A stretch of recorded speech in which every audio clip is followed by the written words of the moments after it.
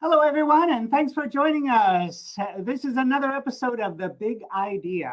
I am your host, Jason Seymour, and I am the spokesperson for the U.S. mission to ASEAN. We started this show because there are so many exciting, dynamic Southeast Asian leaders who we want to meet, who have big ideas and have turned those big ideas into a reality. And we have one very special guest for you today from Vietnam, Dao Thu Huong, and I'm going to welcome her to the show right now. Welcome, Huong. Thank you, Jason, and good afternoon, good evening, and good morning to everyone who is watching this show. Yes, thanks so much for joining us. And let's get started right away. You are a disability advocate and you are working for change at the United Nations. So tell our audience a little bit about what you do. I'm working as the Disability Inclusion Officer for UNDP Vietnam, and I'm in charge of the Disability Inclusion Portfolio, in which we have three key messages to share. The first one is we are working with the organizations of persons with disabilities, empower them to monitor the Convention on the Rights of Persons with Disabilities implementation in Vietnam. Secondly, we work closely with the government to make our laws and policies for persons with disabilities to be CRPD compliant. And thirdly, we foster the inclusive, discrimination free, and violence free for persons with disabilities by raising awareness of the community about the rights of persons with disabilities. That's excellent. And tell our audience, what is CRPD? Well, CRPD is the Convention on the Rights of Persons with Disabilities. It is the first convention on human rights in the 21st century, and it is also the Convention on Human Rights which has the most party members. Up to now, there are around 185 member states of this convention. It shows the big concern of the whole world to the rights of persons with disabilities. And including people with disabilities, enabling them to fulfill their potential is definitely a human right. So I know that you are advocating for changes in policy in Southeast Asia, in Vietnam specifically. What are some of the policy changes that you would like to see? Well, you know, policy changes is a long process, but Mhm.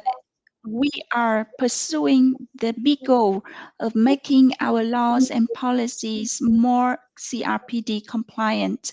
So the two big um, revisions or uh, law making that we are doing in our projects now are: the first one is to revise the law on persons with disabilities after more than 10 years of its implementation in Vietnam. Um, and secondly, we are advocating for the accession to the Marrakesh Treaty, which protects the rights of persons with print disabilities who can't access the information in the printed formats. So you would like that information to be provided through an audio format or with a form of braille? Yeah, I mean, in the Marrakesh Treaty, um, it has some exceptions, copyright exceptions, to allow the printed materials to be converted into more accessible formats. Mhm. and they are alternative to the printed format. For example, Braille, uh, digital books, sign language, or large print, etc. Mhm. Now, you said that there was a big shift in policy 10 years ago, and you would like to update that policy and make things even better. What are some of the improvements you've seen, if any, for the community with disabilities in Vietnam in the past 10 years? Do you have any good news to report? Yes. Well, the biggest change I would like to share is after our law on persons with disabilities was passed, the awareness of the community of the rights of persons with disabilities has been raised. Because, Mhm. before the law was passed, we had the ordinance on disabled people.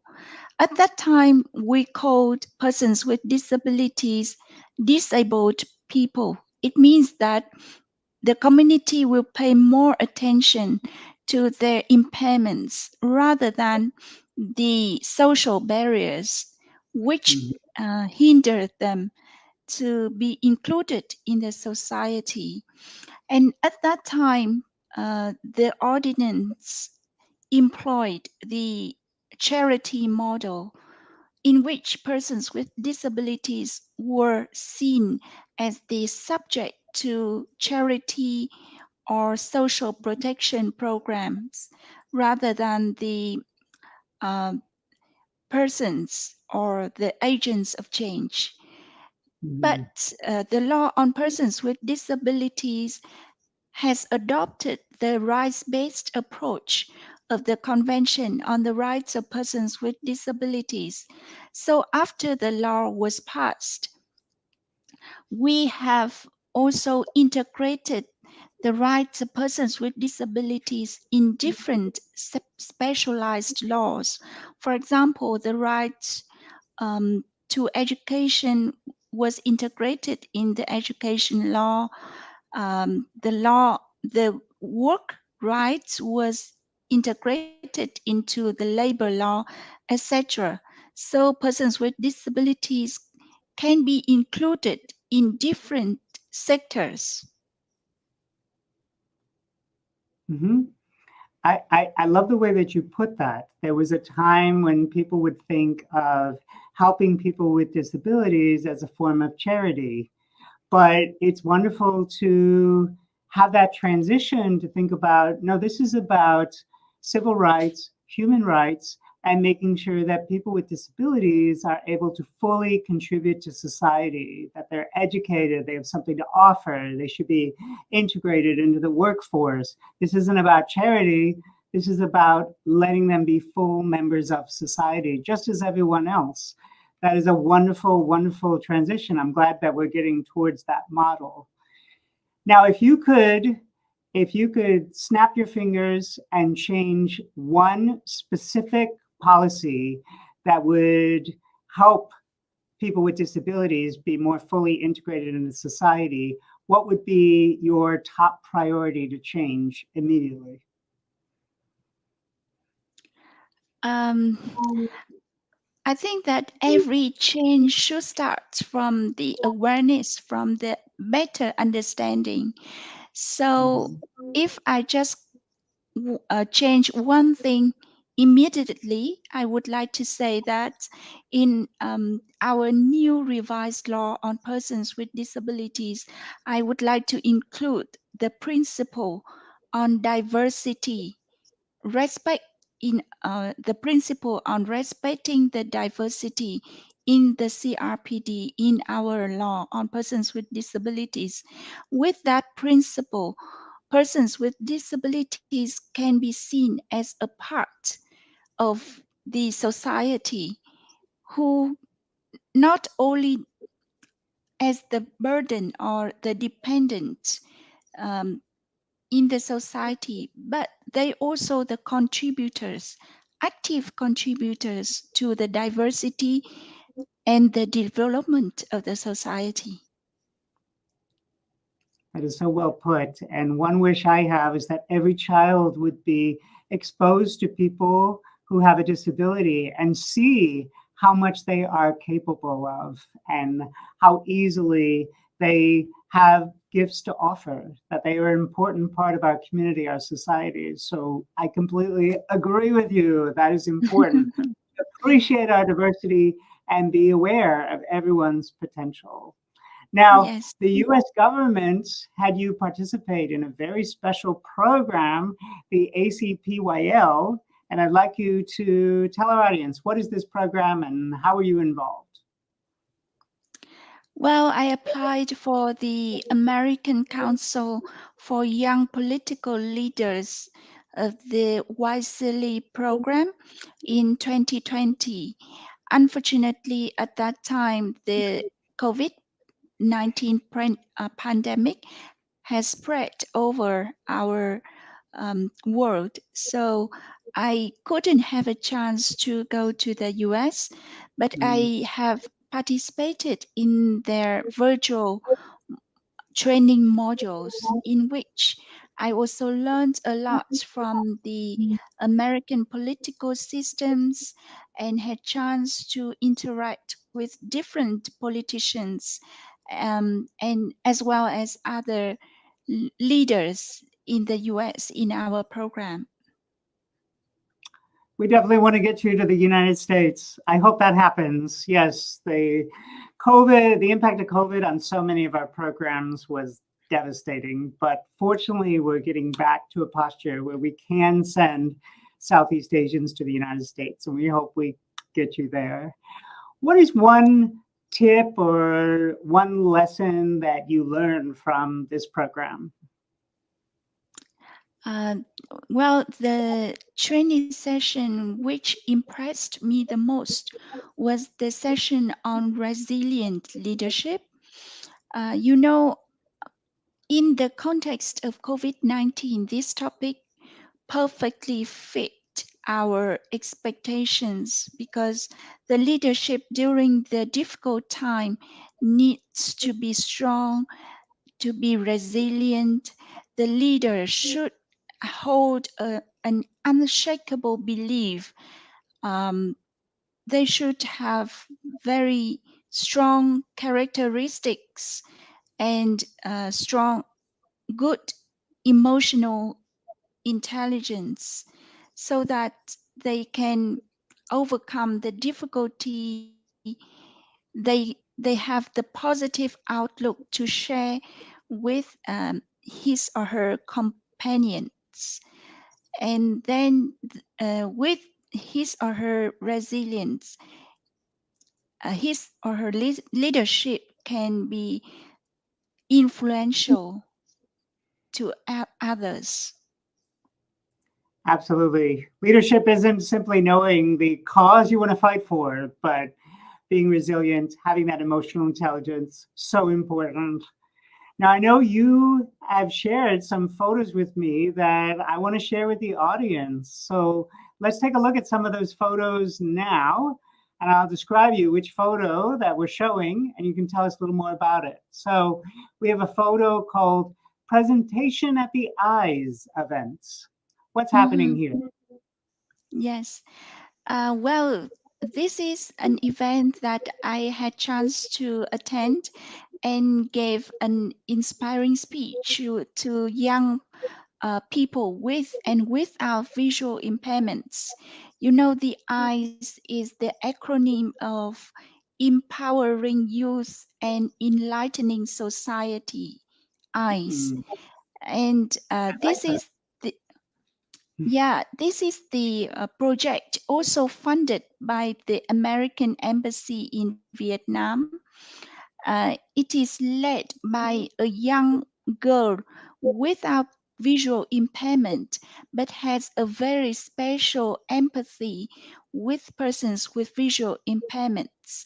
So she created this project to connect persons with and without visual impairments in my city, in Hanoi, through some games and interactive activities online and offline, so that persons without disabilities gain better understanding of the ability and special talents of persons with disabilities. Um, Through this program, they have created a network, a very strong network, and um, actually they are running some community projects together. For example, audiobooks for persons with visual impairments, sighted guide for persons with visual impairments, so that persons with disabilities can be supported to be included in the society. That is fantastic. And if anyone in the audience is familiar with Presentation at the Eyes or has another story, we hope that you'll add some comments below so we can all learn more about this project. Wow. Well, I'd love to talk more about the project, but let's go on to your second photo. With the children in Hagyang on IYD. Tell us about this. Yes. So this is my beautiful memory when I just joined the UNDP for around 3 or 4 months. At that time, I participated in an event in the remote area of Vietnam. Actually, it is um, the North Peak of Vietnam in Ha Giang province, the border near the border with China. So at that on the occasion of the International Youth Day in August, I went there with other UN volunteers and had a very meaningful day with the children in that mountainous area. I learned a lot about their situations, their expectations, their dreams in life, and talk to them, encourage them to advance their education so that they will have brighter future. I'm sure you inspired them just as you're inspiring me. That's fantastic. All right, let's look at the next photo. Workshop on digital entrepreneurship opportunity for PWDs. Tell us about this photo. Yes. During COVID-19, it was really challenging, but it also offered some opportunities for me as well as my disability inclusion team at UNDP. You know, at that time, we had a chance to pilot some projects, and this is one of our piloting activities. We ran a project to increase the employment opportunities for persons with disabilities during COVID-19, in which we opened some training workshops for persons with disabilities to improve their digital skills in online marketing, in photo and video editing, so that they can find better jobs after COVID in the digital sector. Wow, that's so exciting to give them the opportunity to develop their skills and training. And as we've been talking all along, to enable everyone to contribute. So I understand you have another photo? Workshop on Yes. arts to prevent violence. Tell us about this. Yes. So this is a co-hosted event between UNDP and the US Embassy to celebrate the graduation of some women and girls with disabilities from the course to use creative arts to prevent violence against women and girls with disabilities. In this course, we listen to many touching stories and many heartbreaking stories as well from women and girls with disabilities during COVID-19 when they had to suffer a lot from violence and stigma against their disabilities in their family. So this workshop featured some mm, items, some performances that women and uh, girls with disabilities have created, have composed to raise awareness of the whole community about the violence and discrimination that women and girls with disabilities had to experience during COVID-19. Thank you so much for bringing up this very important topic, because there's a lot of discussion about gender-based violence, violence against women, and the increase during the COVID pandemic. But we don't always stop to think about the particular challenges that women with disabilities and girls with disabilities suffered in the context of harassment and violence. They have particular challenges and are more vulnerable. So thank you for reminding us to think about that subset and those risks. Well, I want to thank you so much for sharing these photos. We're going to have to stop looking at the photos for a moment, because I have a couple other questions I want to get to before we end. You are really inspiring me, and you have really worked on a variety of issues related to disabilities. You are an inspiration to many people, both with disabilities and without disabilities. And so I'm wondering, who are your role models? Who are some leaders who inspire you? Well, I have some role models, and some I have learned from the US, because I think that the disability movement in the US started long time ago, and you had really great leaders in this movement. For example, Helen Keller, who is both deaf and blind, but she is highly educated and became a very resilient leader in her disability movements. She is a strong activist and also a great writer. Another leader that I really admire is Judith Human. She has she has polio, and she has become the first teacher with polio in New York City. Both Helen Keller and Judith Human have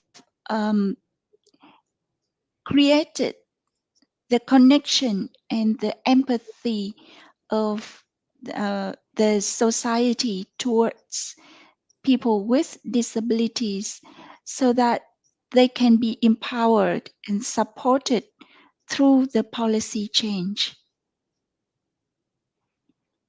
I'm glad that you mentioned the policy change element as well. A lot of people are very familiar with Helen Keller and the development of her educational awareness and the wonderful assistance she received from a teacher A named teacher, Sullivan, a yes. teacher. And it's so important to have a great teacher, and that's true for everyone. But people aren't always aware of Helen Keller's full life, that she went on to be a fierce, passionate advocate for policy changes, the type of policies that you're advocating for in Vietnam and Southeast Asia, to, as we discussed at the beginning, make sure that people with disabilities are able to fully contribute to the workforce, the academic environment, that they have many thoughts and gifts that should be shared and we should all benefit from. So thank you for mentioning the policy change elements, because we all have to look at empathy is important, but we have to follow up by looking at what are the policies that we could put in place to give everyone a chance to fully serve and contribute. Mm. So we're coming to the end of our interview, and I wanted to know, do you have some closing thoughts that you would like to share with our audience? Well, the message that I would like to share is the quote from Helen Keller, and it is also closely related to the resilient leadership that I talked about in this show. Um, it is, I also believe that this quote can inspire everyone on the challenging life journey. When a door of happiness is closed, another door will open to us. But sometimes we looked so long at the closed door that we can't recognize that and then another door is open and awaiting us. Hmm. Hmm. I'm going to chew on that quotation for a long time. What an important sentiment. And of course, you and I and people in the audience, we all want to open as many doors as possible for everyone. As we've said multiple times, we want everyone to be a contributor to make this world a better place. Our diversity is what makes the planet, the world, a special place, and we want everyone to share his or her story and have a journey, and we all want to work together. So thank you so much, Huong. What a wonderful conversation. Thank you so much for joining us. You have inspired me greatly. I'm sure you've inspired the audience. So audience members, thanks so much for joining us for another episode of The Big Idea. If you're interested in getting involved with Huong's work, we can certainly put you in touch. So be sure to reach out to us. We'll put her contact information in the description below. You're also very welcome to put a comment below. Thank you so much for joining us. And thanks again, Huong. What a wonderful conversation. Thank you so much. And as the disability activist, my job is opening more and more doors for persons with disabilities. And we are passionately fighting for equal opportunities for everyone. Thank you so much for allowing me to share my ideas and my work today. Thank you so much. And take care, everyone. Until the next time.